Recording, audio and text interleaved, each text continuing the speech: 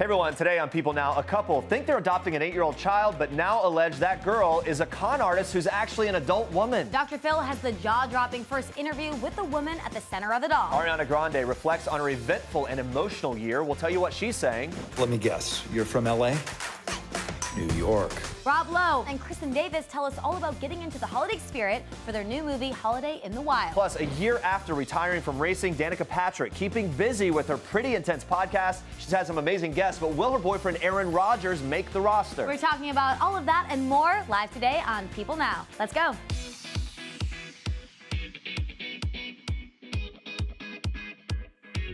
Happy Monday, everyone. Welcome to People Now. Great to see you. Hope you had a great weekend. How was yours? It was so great. The weather was perfect. My best friend was in town, so we Yeah. went all out. We had someone in town too, which turned out to be really fun. A little late Halloween party, which felt very late by Friday. Here's what I'm having a lot of trouble with, is how early it's getting dark. Sunset was at 4:48 yesterday. I was on my bike ride at what would have normally been a bright, beautiful day, and it was literally like Just have dark. to think positive thoughts, Jeremy. We're gonna get through it. It's all We're gonna fine. get through the next 6 months. It's basically almost spring. It's like fine. But also the marathon was this weekend, which Yeah. was so cool. I was tracking some people on Sunday. Yeah. That was a blast. I'm surprised I don't do it more than I have. What? Go to the marathon. Have you ever ran? No. I mean, have you? Okay, what's the I longest hurt though? myself trying to get my friend's attention.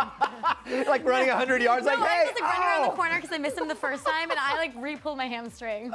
Meanwhile, they're running forever. But So it's you won't really be cool. running any marathon No. in life.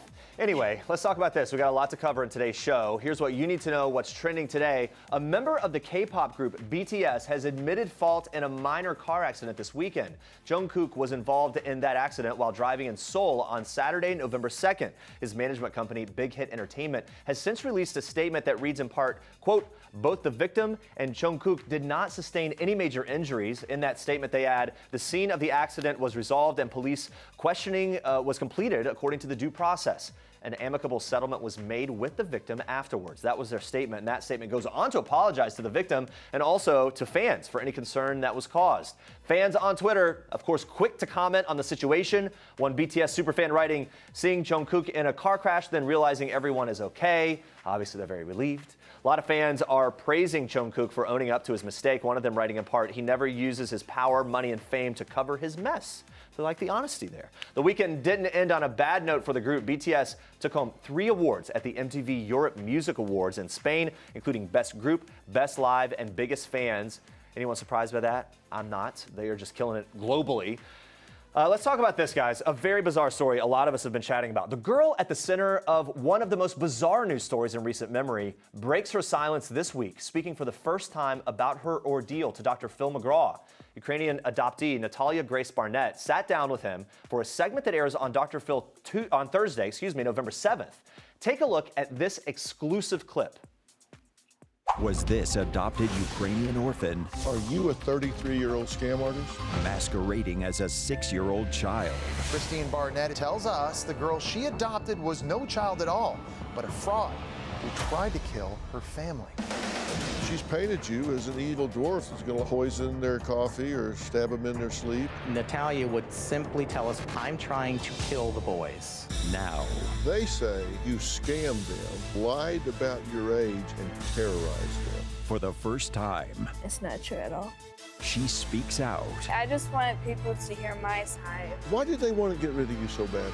Christine Barnett is being charged with neglect after allegedly dumping her daughter in an Indiana apartment. A 6 or 7-year-old child living in an apartment alone for a year?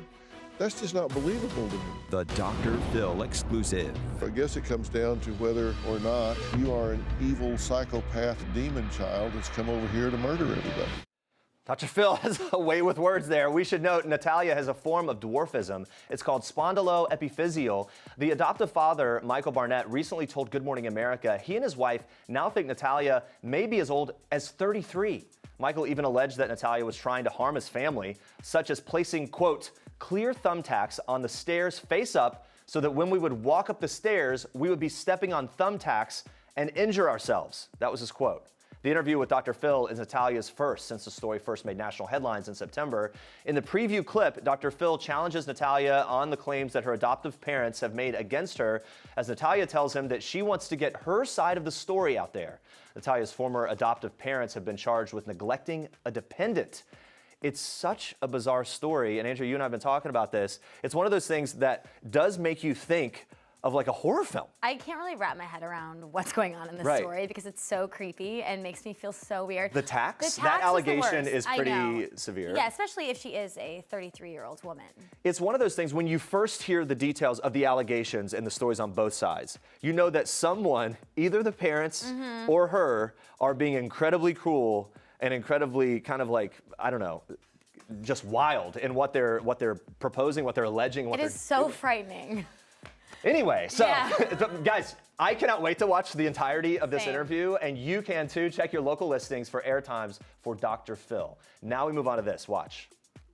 Over the past 5 years, I've changed a lot. Like, I've gone through a lot. And this is like really my first public thing back. So, forgive me if I'm a little nervous. Demi Lovato marked her first major interview since her overdose in July of 2018 by emphasizing she is stronger than ever. Speaking at the Teen Vogue Summit in LA on Saturday, Demi said that she loves the person she is today, explaining, "I don't see a championship winner, but I see a fighter and someone who is going to continue to fight no matter what is thrown in their way." Demi is grateful for her strength, which in part comes from her accepting herself and her body. She added, "I don't always feel positive about my body. Sometimes I do not like what I see. I don't sit there and dwell on it. I also don't lie to myself. I don't have to lie to myself and tell myself I have an amazing body. All I have to do is say, I'm healthy." To embrace her positive body image, Demi admitted that she took some time off from the gym in October. She says in part, "For so many years, I dealt with an eating disorder." And she added, "Whenever I was in the gym, I was doing it to an unhealthy extreme. I think that's what led me down a darker path. I was still engaging in these behaviors." Now, in addition to Demi's positive outlook on herself and her life, she's also been teasing new music for months, but reveals that she's in no rush to release a new album just yet. She says when the time comes, she hopes people will focus more on her music than what she's been through.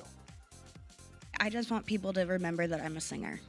Like, I think that a lot of the things that I've been through have kind of outshined my successes in the music industry, or acting now. You know, I'm getting back into acting, and I just want people to remember that, like, that's what I want to give to the world. So please focus on that and not the other things.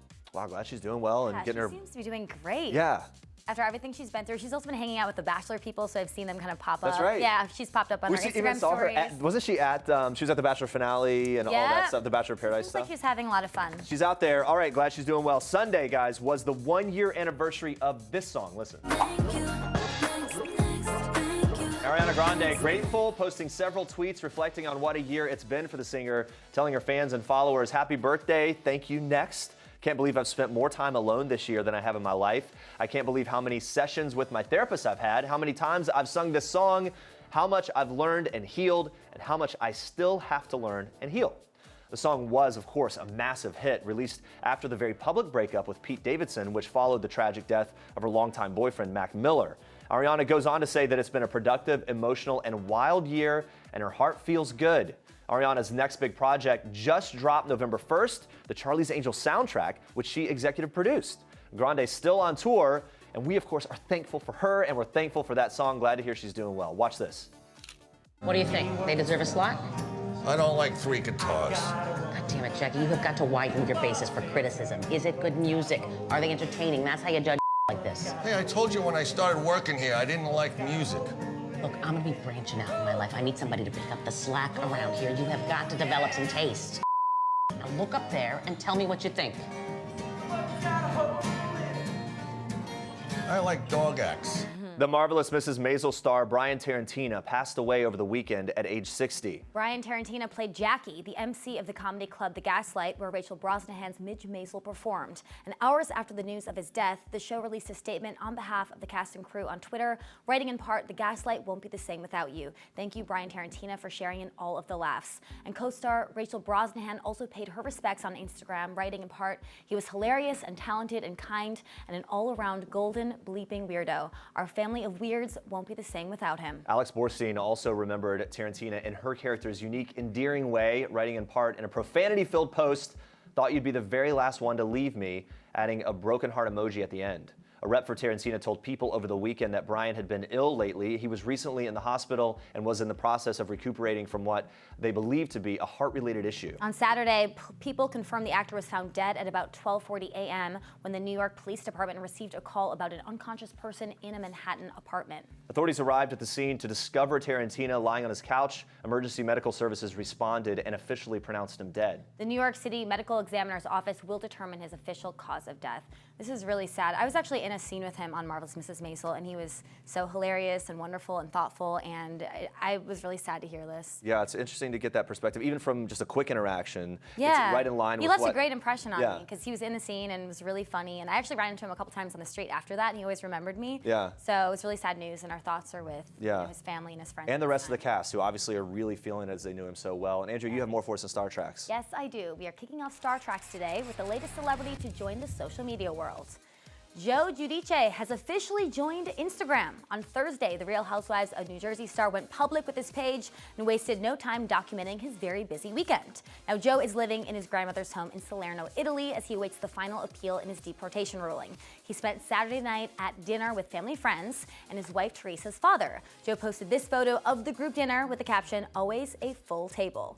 Joe also posted this photo on his Insta story alongside Teresa's father with the caption, "Salute," tagging her so she could see them together, looking like they're having a fun time. Of course, all of this comes as he preps for his highly anticipated reunion this week with Teresa and their 4 kids. And we can't wait to see his posts of the reunion. All right, we are marveling over Ant-Man star Evangeline Lilly's new do.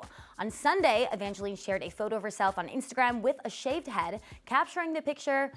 She said, "Hello, Earth emoji. It's a beautiful day." In a since deleted Instagram story, Evangeline filmed herself chopping off her brunette locks. She received mostly positive comments regarding her new look. Some fans asked why the change, but she didn't respond. Perhaps an upcoming movie role? We're not sure.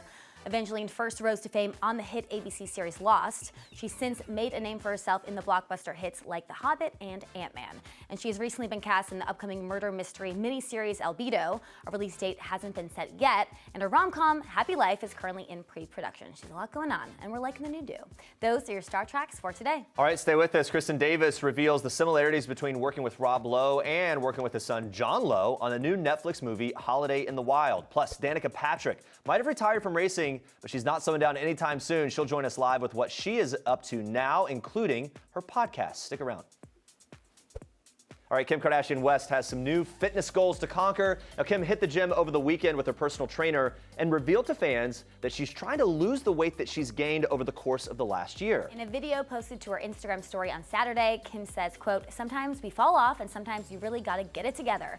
This is one of my fallen off times where I am, I think, 18 pounds up from what I was about a year and a half ago. She added she wants to get to what she calls a good goal weight in order to, quote, feel good. So that means working out at all costs. Now, Kim believes that her weight gain is because of her eating habits. She has a major goal in mind in time for her 40th birthday, which is next October. On the video, her trainer could be heard saying to Kim, quote, "You're going to be 39, going on 21. It does look really great. On Sunday, Kim was back in the gym hitting up a Stairmaster machine. She captioned the video you see here, "A morning workout after a night workout is the best." Is it the best? I don't know about that. But I think she looks great no matter what. So you keep a positive attitude. You say this to yourself over and over. This is the best. Yeah. Just this past May for the Met Gala, she was in that skin-tight latex dress, showed off her waist. Our fashion teams went crazy about that look. And her trainer had to actually come to Kim's defense because people thought her waist wasn't real. The trainer said Kim's body is all natural and the product of long hours in the gym, saying at the time on Instagram, quote, "To make things clear, 1, this dress is corseted, but 2, Kim trains her bleep off 6 days a bleep in week. She wakes up early as bleep and is dedicated." So she's very passionate about this with all the bleeps. Her trainer added, "I don't give a bleep about your opinions on her body. If you think she's fake or not, I see her every morning. I see her train and I see her sweat and I see all the work she does outside of the gym." In August 2018, Kim admitted to E! News that she had lost 20 pounds by working out an hour and a half every single day using heavy weights with very little cardio. She revealed that even her mom, Kris Jenner, seemed alarmed at her weight loss. Kim says that Kris pulled her in a closet and asked her, "What are you doing?" Still, the mom of 3 admitted that she was proud of the weight loss, saying this, "I was almost 140 forever, and now I'm like 115 and it just feels good." At the time, she also revealed she changed up her diet by cutting back on the amount of sugar she consumed. She explained, "I used to just eat anything and everything, and I loved it. I really do control that now. I don't want to ruin it by just stuffing my face." Good for her. Hopefully she hits her goals. goals. She has a goal. I mean, she looks great no matter what. We all know this. All right, let's move on to this. Olivia Newton-John's iconic Grease outfit just sold for $405,700. More than double what Julian's auctions had estimated it would go for. Halloween's over. Maybe they'll put the costume to good use next year. We don't know. And before the auction, Olivia did say those skin-tight pants were in the same condition as they were all those years ago, broken zipper and all. She actually had to be sewn into them at the time, which is pretty crazy. That is wild Beauty story. is pain, all right? I guess so. There was also her pink ladies jacket, an original copy of the Grease script, and some of Olivia's dresses and costumes from other movies. It's a really cool kind of setup they had. Reuters reports the auction raised a total of $2.4 million. And the best part, it's all for a good cause. 100% of the proceeds will be donated to the Olivia Newton-John Cancer Wellness and Research Center in Melbourne, Australia. Olivia was diagnosed with breast cancer for the first time in 1992, then secretly overcame it again in 2013. In May of 2017, she was told that it had metastasized and spread to her bones, and now she says, quote, "It's something I'm living with." In other big-ticket items, Julian's recently sold the olive green sweater that Kurt Cobain wore during Nirvana's MTV Unplugged performance in 1993 that went for a record-breaking $334,000. Meanwhile, Christie's auctioned off this Marilyn Monroe gown, which she wore to sing Happy Birthday to President John F. Kennedy at Madison Square Garden in 1962. Here we go. It sold for $4.8 million. Now, it's embellished with over 2,500 hand-sewn crystals and 6,000 rhinestones. It is beautiful, one of her most iconic looks. Another fun fact, Marilyn purchased the dress for $12,000 in 1962, so a lot of money back then, but nothing compared to what it's worth now. You always wonder where that's going to end up, right? Like, hopefully it's on display somewhere. This, right? If it's some, super wealthy person that they have it in a nice display in their home, so everyone can see it. I'd want to wear it, honestly, if I was buying it. Oh, you would? Let's Yeah, put it on once, if right? It fit, yeah. You also have Dorothy's ruby slippers. Moments in Time listed a pair of those at a whopping $6 million. That was in 2018. Yeah, and those are so iconic too. It's really cool. Finally, Elizabeth Taylor's jewelry collection sold for a cool $118 million back in 2011 at Christie's. All right, now watch this. So you're vacationing in Zambia, huh? Mm-hmm. Let me guess. You're from LA? New York. Yes. I take it Mr. Conrad won't be joining us? 2 days ago, he told me that our marriage was over. 2 hours ago, I landed here on what was supposed to be our second honeymoon by myself. A lot of people come here to get lost so they can be found again. Thank you, Yoda. One handsome Yoda, right? Netflix's Holiday in the Wild is sure to get you in the spirit. It's streaming right now, starring Kristen Davis, Rob Lowe, and Rob's son, John. Since this was their first film together, Rob filled us in on what it was like working with his kid. It was really sweet. I loved it because it was like working with a young, malleable actor. And all of our conversations were about acting and filmmaking and storytelling and just navigating all of that. And I was so happy to do it, because he's my son, but no one did that for me. Like, I made it all up as I went along. So I was able to reverse engineer what I would have liked to have had somebody tell me when I was a young actor starting out. And he's really, really good in the movie. And Kristen was so great with him. I love him. And so supportive. And he's so good. And he's really good in the movie. He's so good. Their scenes together are some of my favorite scenes in the movie. Me too. But I love my scenes with you too. Aw, a lot of love there. Can you imagine giving or having Rob Lowe giving you acting advice? No, I can't. Pretty crazy. It's going to be really cool to watch them together. In the movie, John actually plays Kristen's character's son, so she's uniquely qualified to give her take on the similarities between the Lowe boys. They're just shockingly different. I don't even recognize them at all. No, I'm kidding. Do we have similarities? What do you think? That's a good question. I'm curious to hear that. You know, there are some similarities, but Johnny is his own person. Yeah. You know, he really is. And in some ways, he's an interesting combination of you and Cheryl. I know his wife, obviously, as well. But he's really his own person, which I think, you really get. And so is Matthew, really. I think they raised them they have such a strong sense of themselves. I'm very filled with admiration, and I hope I can do half the job that they've done as a parent. Because both sons, they're very unique, they're very different, they're very grounded, which is not easy in this day and age. And obviously, Rob has been in the business the whole time. But yet, they're very solid. That's the word that comes to mind about Johnny. He's very solid. Johnny and Rob are both very detail focused. And Rob, you know, nothing, Rob misses nothing. Like if something is wrong or whatever, Rob is going to fix it. He's going to say like, that's not how it was before, you know, and you want that because in the editing room, you're going to come back and you're going to say, this doesn't match, Yeah, right? in life, and he's able to do I'm that. oblivious to everything. You get me on a set, I believe don't that. miss anything. It's true. And Johnny also, he was very detail oriented in the same way. Oh, that's great. Yeah. I love that. Got to get that continuity, right? Now, Thanksgiving is still on the horizon, but this is a Christmas movie after all. So we wanted to know how these two celebrate the holidays with their kids. Watch. I love decorating the tree. I like Christmas carols. I'm like a total old-fashioned. Like I might as well be living in the 1880s. I'm really love all those old school Hollywood Christmas traditions. A top hat would be nice. You could Christmas carol in a top hat. And a walking stick, perhaps. Totally. For me, my kids are little, so decorating the tree is not my favorite. I'm literally flop sweating during the decorating of the tree. Worried that it's going to fall or that the lights are going to be tangled in a way that I will never untangle. But I would say baking. Baking for my 8-year-old especially. She's very into the baking. We love to bake. I'm Southern, so the baking makes sense. But also the singing and the music is such a special, special part, and I love it.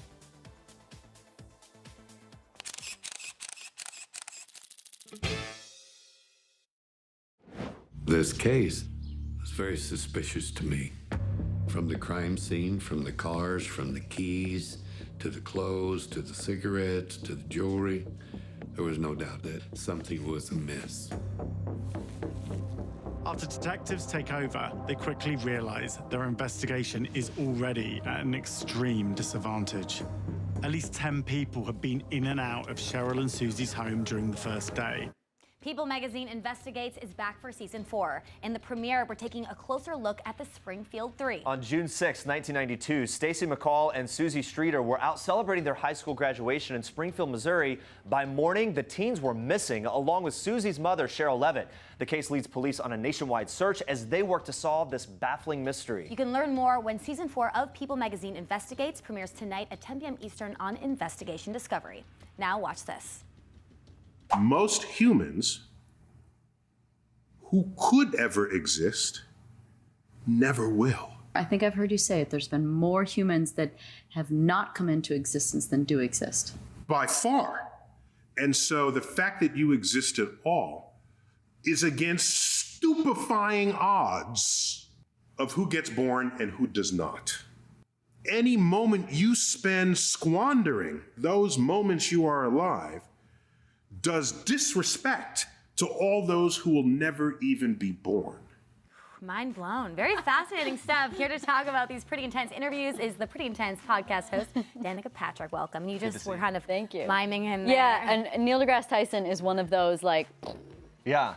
And sometimes there are weird moments in interviews where you just kind of taking it into the point where it's like you don't know what to say next. And I feel like he would be full of those moments. It's like, wait, I need to sit here and process. Yeah. No, learning information like when you look at actual matter, like real matter, density, and if you took every human being on Earth and collected them into what's actually matter, it's about the size of an apple, and you really start to like think about what's real. Imagine the tidbits. And what are we? This podcast is giving you so many tidbits for parties. Like you're going to be sitting around, right? You can always have a really interesting conversation.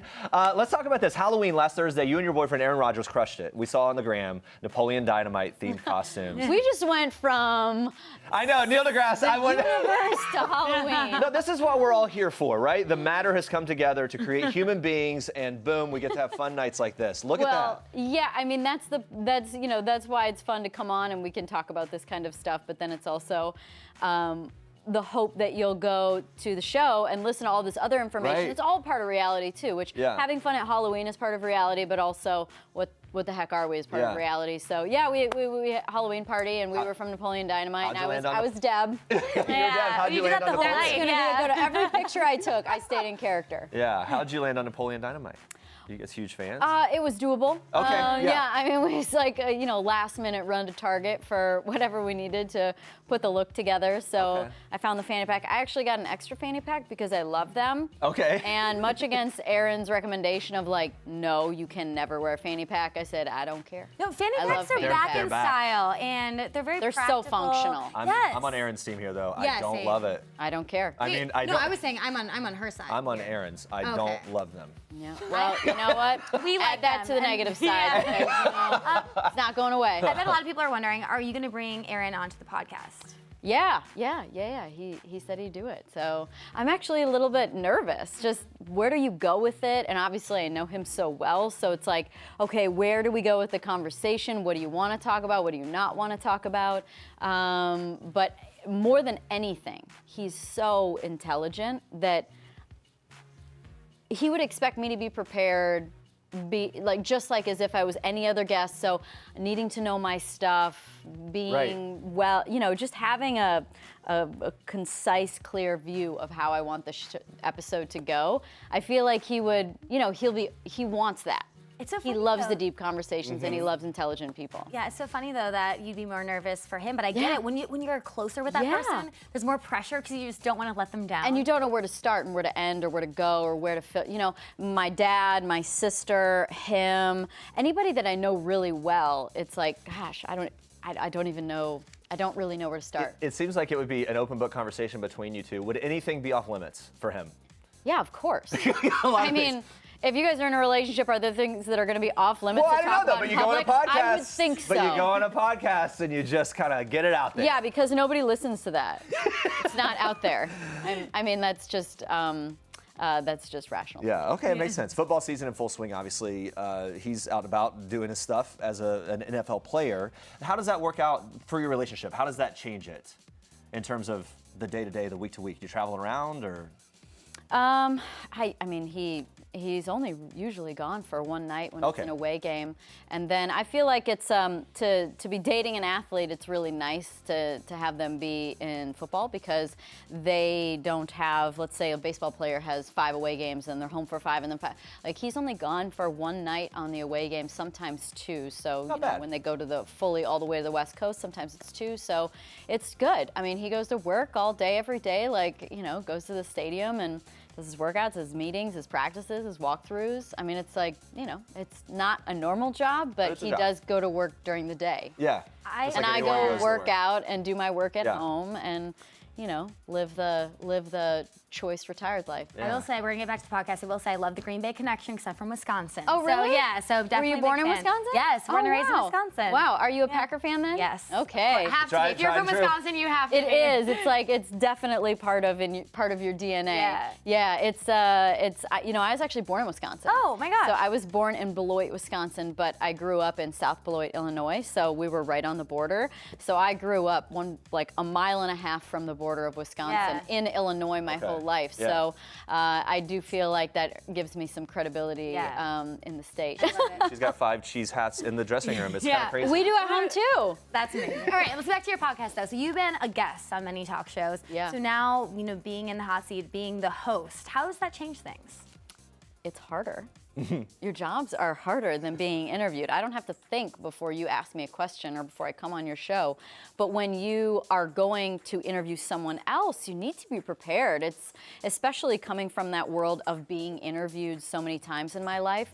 I just can't deal with the idea that I wouldn't know my guests well enough to be able to make them feel like I cared, like I researched, or I've been paying attention. Sometimes it's a matter of hoping that you come across like you've been paying attention to their life all along when you really just learned about it. But either way, it's all interesting and it's a form of respect. So whether you've just learned about them or you've been paying attention to them for years. So it's much harder. There's more preparation, but I grow and learn so much more. And that's what I hope to do with the show, is to take that information that I feel like is so interesting and helps me grow and spread that out and hope it does that for other people too. Well, hot tip, look at their Instagram and show pictures of them in Halloween costumes and they'll think that you've been following them forever. That's the way to do it. Get personal. Hey, here's a question for you. You've had these incredible guests.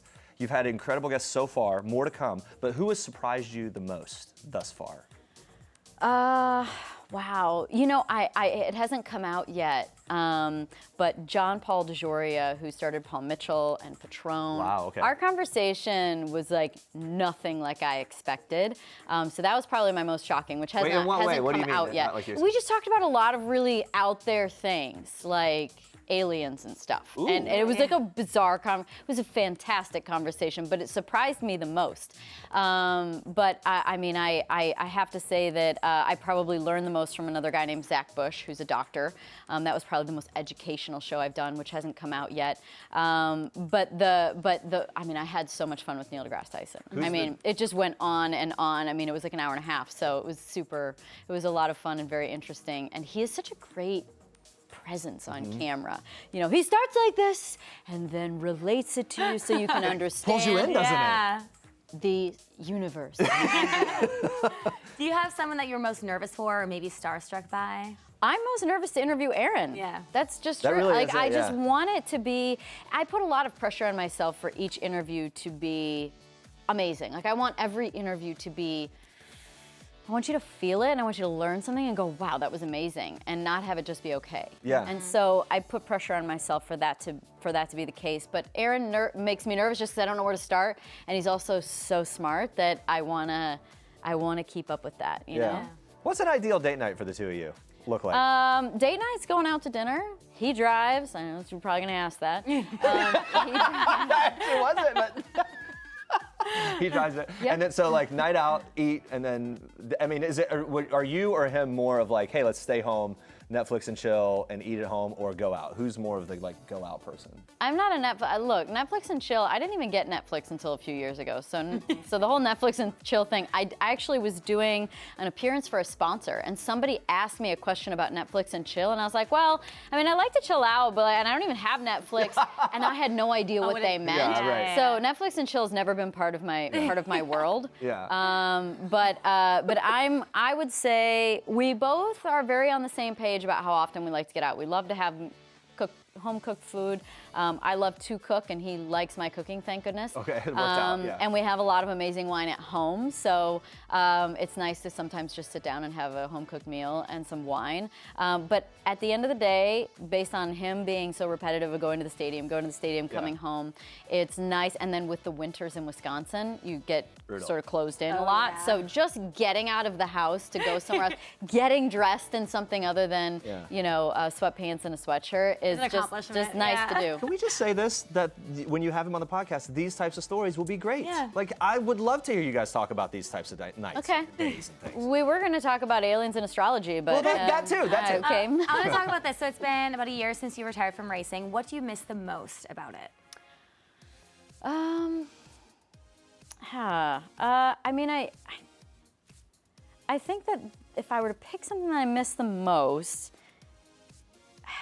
it would be, man, that's tough. I don't really miss it that much. Wow. Yeah, I really don't. I think that I don't know, if I were to miss something, it's that feeling of accomplishment. I think that feeling of which is what I did it for. I really loved the feeling of setting a goal and accomplishing it.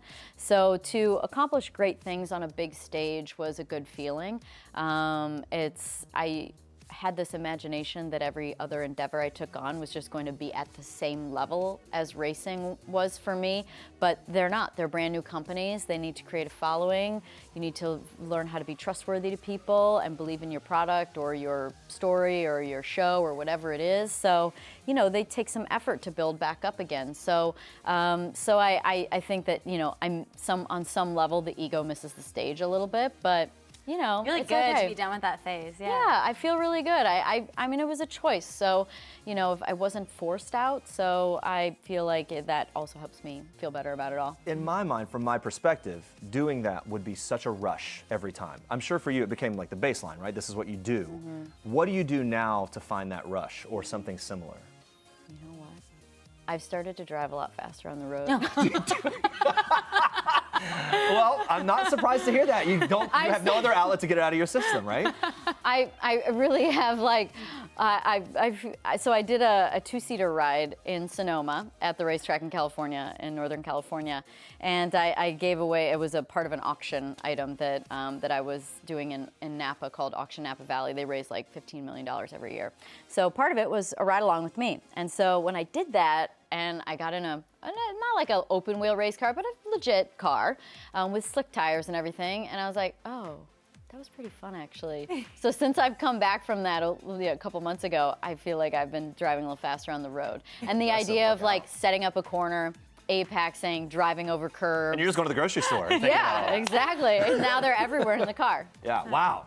It's so good to talk to you. Yeah, thank you for stopping by. You're welcome. Congrats Thank on you. the podcast. Thank you. Everyone, new episodes of Danica Patrick's Pretty Intense podcast drop every week. And local police, be on the lookout for this speeding car.